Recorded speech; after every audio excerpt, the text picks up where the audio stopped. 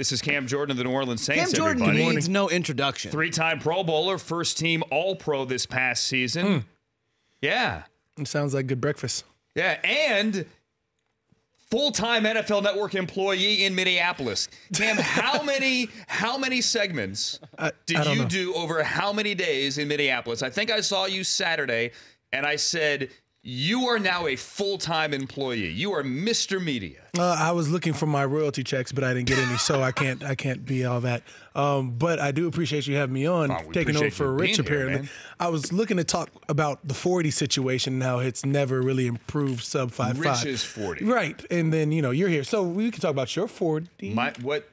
Hey, can you pull up off my Instagram, Chris, from I'm sure it's Combine? sure. I did one pre-Combine because at the network, for the Run Rich Run thing, which is great to benefit St. Jude's, and it's awesome. It's a great tradition now. They set up a 40 thing behind our stage, and everyone runs it. And they film it and all that. So they do film it's it. cool. So that's my fault. A couple of years ago, I pulled a hammy on my way to the Combine, flew to Indy with the ice pack on my leg on the plane.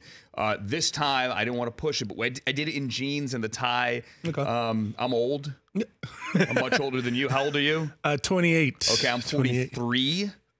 And I'd like to say my dad's 50-something. I'm sure. Okay, so what would your dad get? What would your old man get? He's probably a 4.9er if we had it. Your old man at 53 can run a sub 5. 50. What is he now? 56, 57? Yeah, I'm thinking he can run a sub 4. A sub 4.99. Really? Wow. He might be a 4.98er.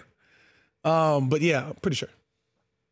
That's a big boast. I'll be home next week. So I sense a challenge next February. That's what I'm saying. What's your dad's name? Steve. Come on, 13-year NFL tight end. Yes, Steve. 6-time Pro Bowler. We won't talk about it. I just did that. No, yes, Viking I'm legend. simply saying. Viking legend Steve Jordan. Yes, I just thought of that. Thanks. I need more coffee. What was my time? I don't know. There's just a bad picture of you kind of grunting. Yeah, but did I put my time on the bottom of that? No. So you just said that you escaped the 40 uninjured. Okay. So we're just going to leave something. Yeah, we'll just leave it until myth and legend. I should be flagged for 15 for forgetting the whole Steve Jordan thing. Legacy. It's cool. All right. Well, now that we're talking flags, let's get to some of these rule changes. I want to talk about the Saints in a little bit, but you're going to stick around for a minute or two. Let's talk about the stuff that went down this week at the league meeting. Now, they're calling it targeting. It's not a targeting rule in any way, shape, or form. The NFL doesn't want you to call it a targeting rule. What Roger Goodell said 2 days ago is they're trying to take the helmet out of the game used as, in essence, a weapon, and they want to get the helmet, I already see the look on your face, back to being two-hand touch. What? A protective device, a safety device. I sense some doubt from you. Yeah, I mean, I can completely understand that a helmet is supposed to protect the head. I'm not saying he's never played football or anything, or anybody who makes some of these rules. Played high school football. Oh, yeah. It's competitive. Super competitive. That's what you call the pinnacle of football, then. All right, cool. So when you talk about, two athletes going at full speed and now taking out the helmet altogether, I don't know. Yeah, we'll see how that works this year. I think it's one thing to write it. It's another thing to truly see how it's being officiated. Like we saw on the screen there, the Danny Trevathan hit, right? Right. He took out Devontae Adams. Do we agree that should have been flagged and he should have been kicked out and he should have been penalized? We're talking about that play we just watched. Well, that was the Kelsey one. But the Danny Trevathan one played before that. Yeah, Remember that one? No. It was a Thursday night. He lowered his helmet into Devontae Adams. Here, we could play it again. Yeah, I'll take that. Contact, that is a penalty. Now, we don't know what it's going to be, if you're going to be ejected. That's what I call a gang tackle. I mean, he clearly wasn't targeting. And in terms of even this one, you've got a quarterback ducking his head. I don't know if that's what we call targeting. What about this one on the screen right there? He's falling. Like I said, he's falling in real time. It's a lot faster than what it seems. That's Travis Kelce, by the way, for those on the radio getting hit. Going over the middle, coming down. As he's falling, you can see the defender trying to lead with the shoulder, and heads collide. The fact that they are willing, Cam Jordan, to use replay. Right. Like Goodell said on Wednesday, that the coaches were adamant. A, number one, they supported it. B, I said A, number one. B, number two, they want a replay element to it to make sure they get the right call. What do you think about that? The replay is probably key in that factor. being able to actually slow it down, look at it, and the only thing I could say is like, hey, why not just let the player in, see what he was aiming at too. At this point, just make a convention of it for every hit. Yeah, I don't know. Like I said, I'm hard pressed as a defender. If I'm coming out the stack, so if I'm off the line and I got to plant my foot and I'm taking off towards like a wide receiver coming off with a little bubble screen, and as wide receivers do, they sort of duck before contact. That's not really on me. But again, but here's what it also does. Because it's not just the tackler. Right. It's any player anywhere on the field of the 22. So it also penalizes the guy that blindsides and ear holes you. Right. Like the Juju Schuster. Juju Smith-Schuster or whomever. Yeah. Vontez hit. I just, I fear for Juju next season. Eventually Vontez will come back. Eventually. Yeah. He's suspended at the start of every year. It is truly a tradition unlike any other. Yeah, I got nothing on that one. But that being said, they've got to play them again eventually. Well, here's my point about the rule. I think we're all for player safety. We agree on that, right? For sure. And any way to make the game easier, I'm sorry, not easier, safer.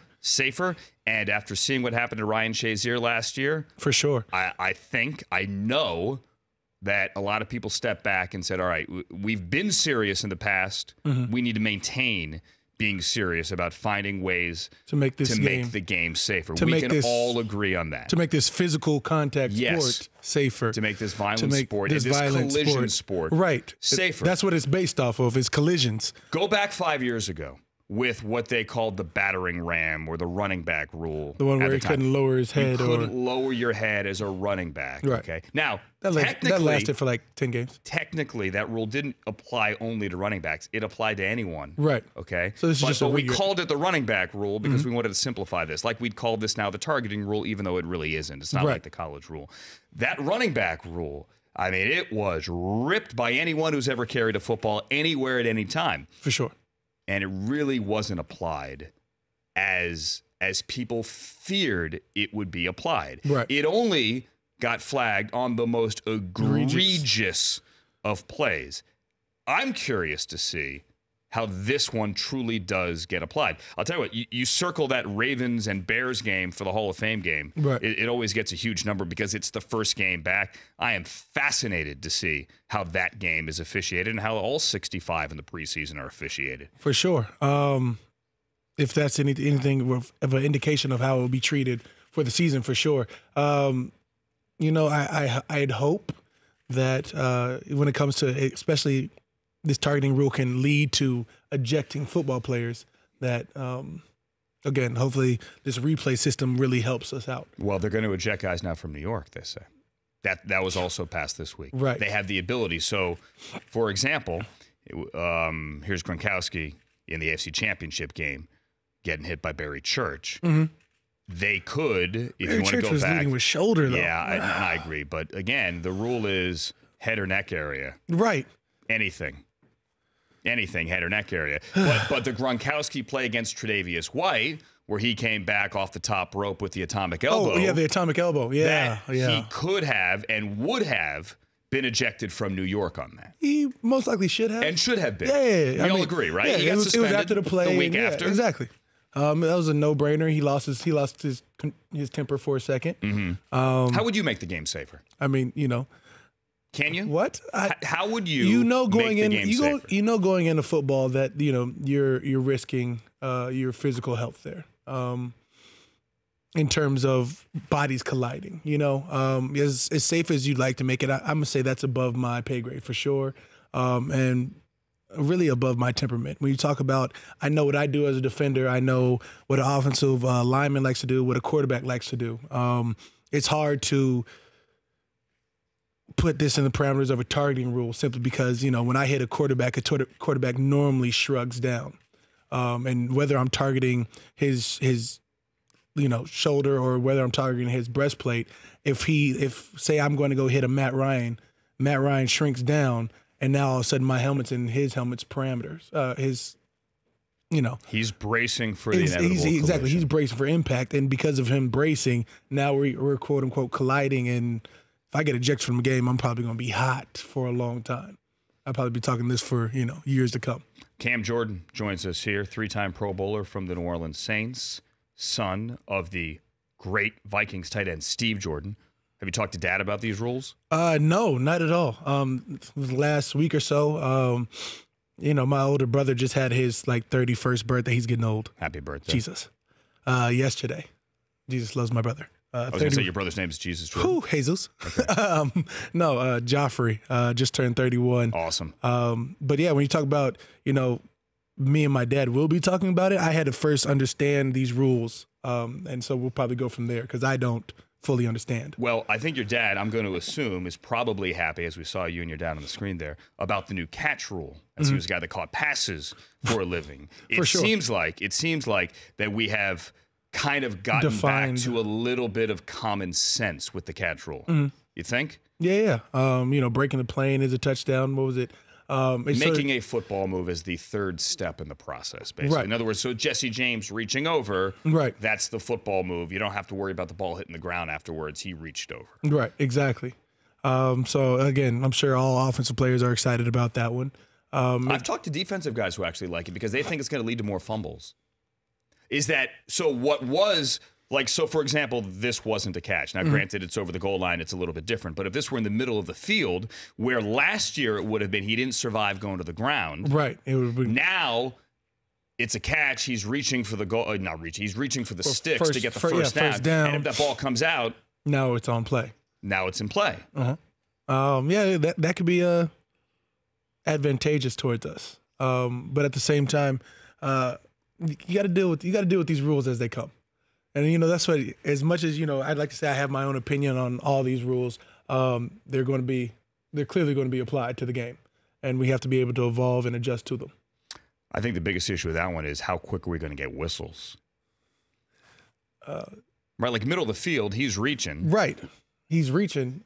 That's, again, I think it's going to lead up to preseason. I think that's going to set a tone for what's going to happen in regular season. All right. For those who don't know, the new catch rule is as such. You need to do three things. You need to have the ball, obviously possession. You need to have the 2 feet down. And then you need to do a third thing, which used to be called a football act. They've kind of taken that language out, but it's do anything. It's reach for the sticks, reach for the goal line, take another step, do anything like that, and then they're going to say it's a catch. What they basically did is they took the going to the ground and controlling it through the ground out of it. Right. Which kind of makes more sense. All right, I want to talk about the Saints, obviously. Would you allow us to go back to that day in Minnesota coming up in a minute? Oh, my gosh. Just for a second? Just for a second? Fine. And I want to ask you what... If I throw off this coffee mug off the table, don't hold it against me. But okay. Coming up next, Cam Jordan of the Saints throws a coffee mug at me. I said off the table. Off the table. Off the table. He I didn't say at threatened to throw anybody. a coffee mug. Yeah. And at this day and age, I can't. You can't direct it at anybody. It was just off the table. Okay. Sure. I kind of believe him. Cam's sticking around for 15 more minutes. Want to ask him about what it would have been like to play with Ndamukong Suh as well. Granted, he's coming here to LA. That's not going to happen. Stick with us. Andrew Siciliano sitting in for Rich on The Rich Eisen Show. All right, TV only here. Eisen Extra, they call it. Cam Jordan of the Saints is here. I'm Andrew Siciliano. Brockman, you have a photo? What is this? Yeah, I do. So, Cam, I don't know if you remember, saw you at NFL Honors. You were looking dap in a velvet jacket. What is that? Velvet. I was wearing velvet also. You complimented me. We saw Alvin Kamara later on. He was wearing velvet. Had to take a photo of the Velvet Boys. Hey, no doubt. Smooth. Is Velvet back? On and off the field. Smooth. Velvet's back. Velvet's back. Okay. What is that you're wearing there? This, I don't know. This is a nice little dope little jacket situation. I thought it went well with my DB4s here. I think it looks good. It sparkles. It pops. On the TV as well. We were talking here during the commercial.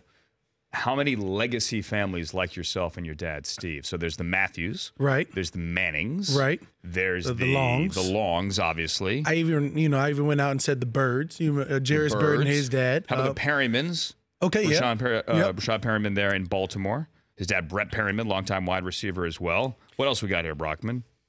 The Ingrams. Yes, there we go, the Ingrams. The Adams as well. Jamal Adams' dad, George, played. Okay, there we go. For the Giants. Just thinking New York there. This is kind of like, is there a Family Feud episode here? I'm just saying. Future. Potentially? Future. Wow. I mean, if there is, I'm probably, the Jordans are probably taking that one home. You don't, Would you go coaching in the Grudens as well? Oh, no, I wasn't going to go coaching because, coaching, they haven't done what we've done. Played. Yeah, they haven't done what They haven't played. Now, Jay Gruden, heck of an Arena League quarterback. Are we counting brothers too? Because we got the Kelseys. The Kelseys, yeah, but he's thinking more father-son. Legacy Father, situation. son, You know, okay. The Lots, like, Ryan Neese. when my son Tank takes the field in, How old's Tank? 2. So in 19 years. Tank Jordan? Tank Jordan. You know how hard I had to fight for that? That's government, by the way. Government middle, but government. Okay. So Tank's his real name. Yeah. If he ever has to have like a real job, he'll go by his first name. Not here for that. Tank Jordan, middle Tank. name. And what's Tank gonna play? Hopefully. Yes. I'm trying to make him actually a basketball player, but in events he's only 6'6", and his frame just holds like 250, 260. One of the greatest football legacy families in the history of the National Football League. This is Cam Jordan here, 3-time Pro Bowler, and along with your dad, you have how many? We have 9. 9. So I have up there 3. Okay, so Dad's got 6, Steve.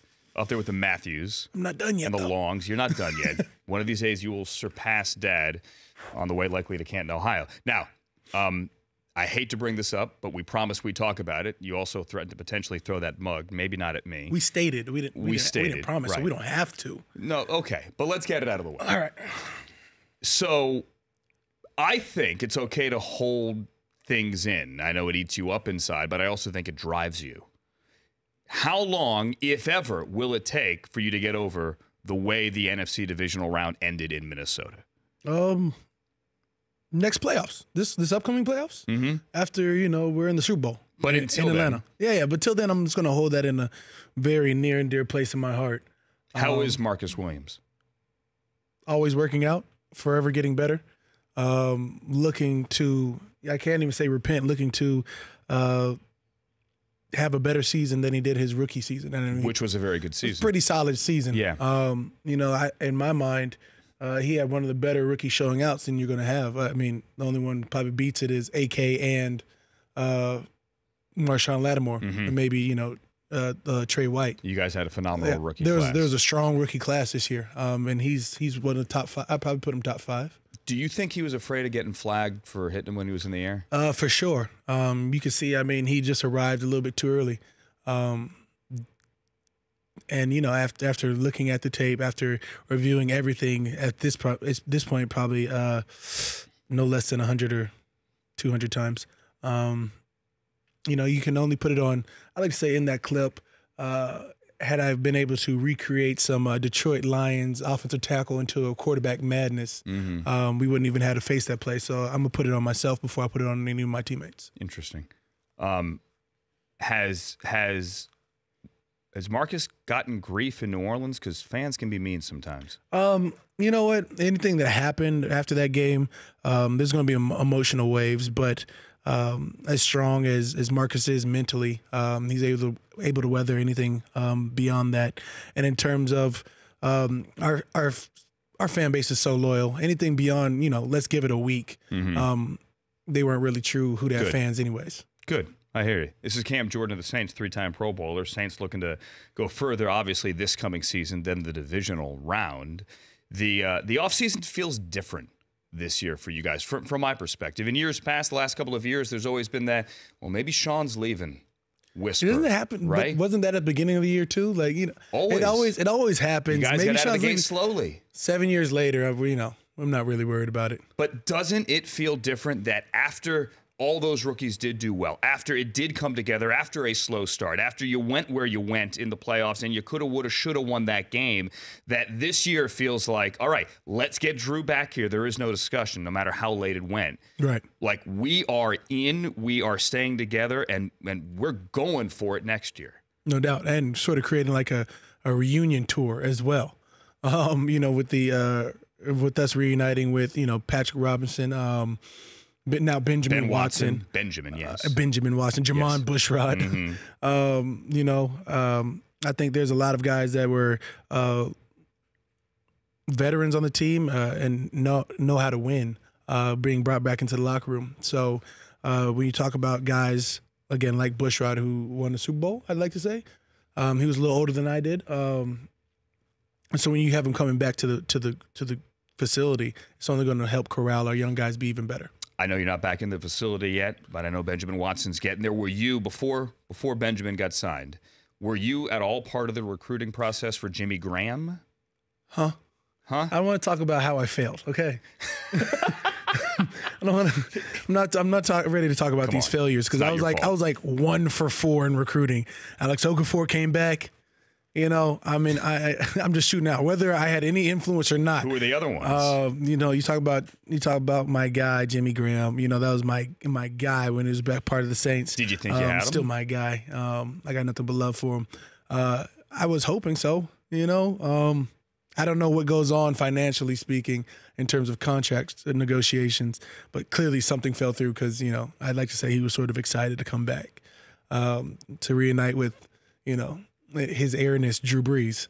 You know, anytime you can have a tight end of that caliber, it becomes special. You know, I had the pleasure of just haphazardly meeting up with Ndamukong because I was, you know, working out while on his visit. I see air quotes for those on the radio. Air quotes, working out. We're working out. You worked out together. I mean, you know, he just caught me in the middle of, you know, I was like, hey, you know, with the massive interior presence, you know, just think they can't double team both of us, you know. What do you say to that? Aaron Donald, you can't, you know, you got to focus.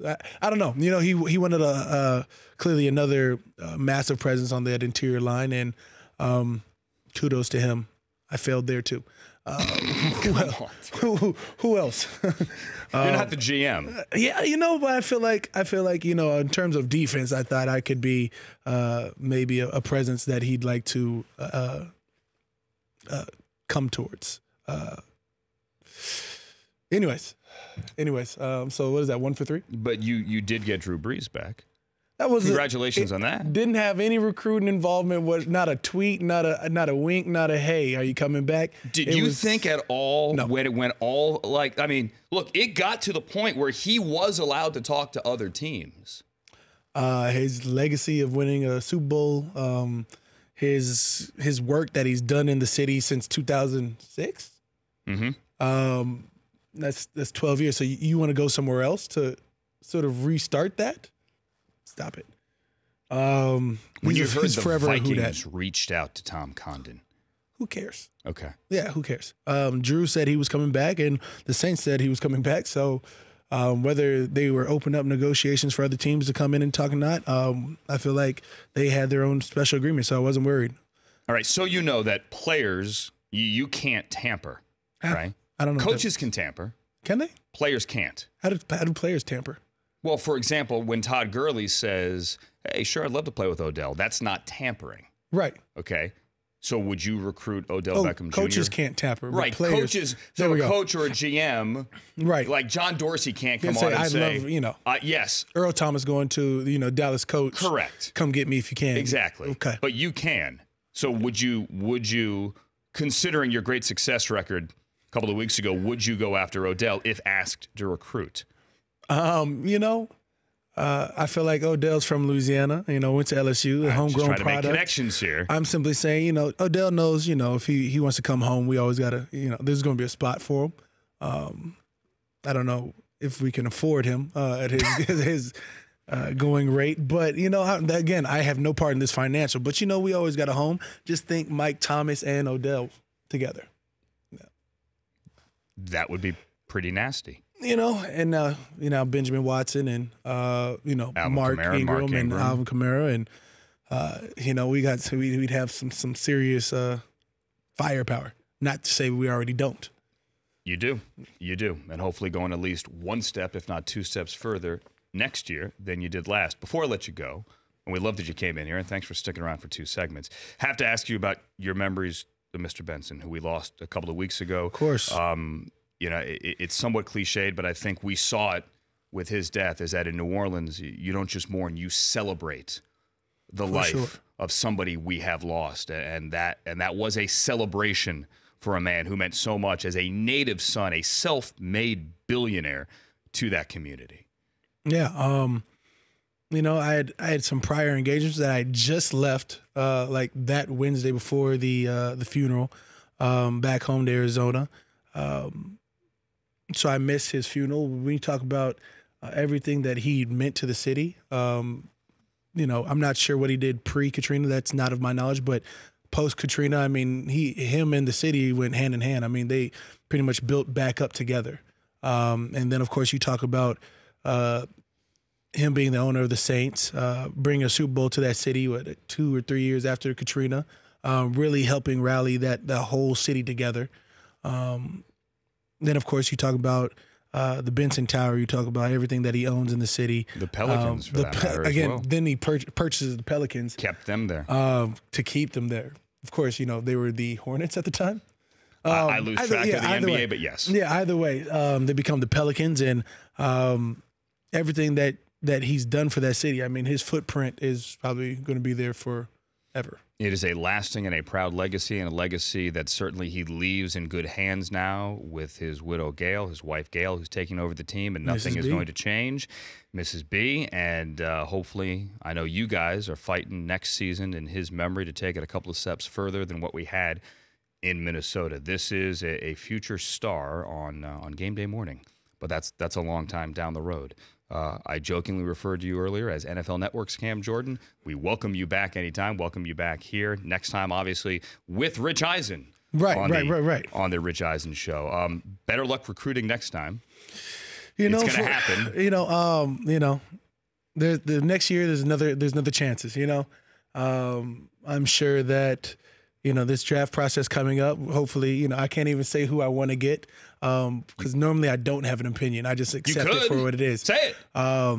2 years ago, I was like, I just assumed we were going to get my guy Sheldon Rankins, and we did. So I appreciate that one. After looking at, some of the younger guys coming through, an heir apparent could be made. I'm just simply saying, You saying a quarterback? I'm going to leave it at heir apparent. You want to name the quarterback? Sheldon Rankins came from the school listening of on the Louisville. radio. I think I saw Lamar Jackson. I said my guy Sheldon Rankins came from Louisville. Right. It wasn't a bad choice. Yep. Interesting. So I'm not saying that there's a connection there. I'm just not saying that there wouldn't be in my mind. I don't know. Again, I'm just a guy. Cam Jordan, future teammate of one Lamar Jackson. Your words, the New not Orleans mine. Saints, they are my words. And they came out of my mouth. And Odell Beckham Jr. These are all coming improv. next year to the Mercedes-Benz Superdome. You're going to get confused there because Atlanta copied us on that one. What are they? The Mercedes spent a lot of money. That's what they did. But why Atlanta? Theirs has Chick-fil-A. Yours does not, but yours is still cool. $2 billion facility. I'm a little jealous, but it's cool. I mean, we'll play the Super Bowl there this upcoming year. Exactly. You'll be there. You'll be there in the regular season as well. Hey, Cam, thanks for coming in, man. Truly Much appreciate it. Seriously. Tell Dad I said hi, of course, and I did not forget him.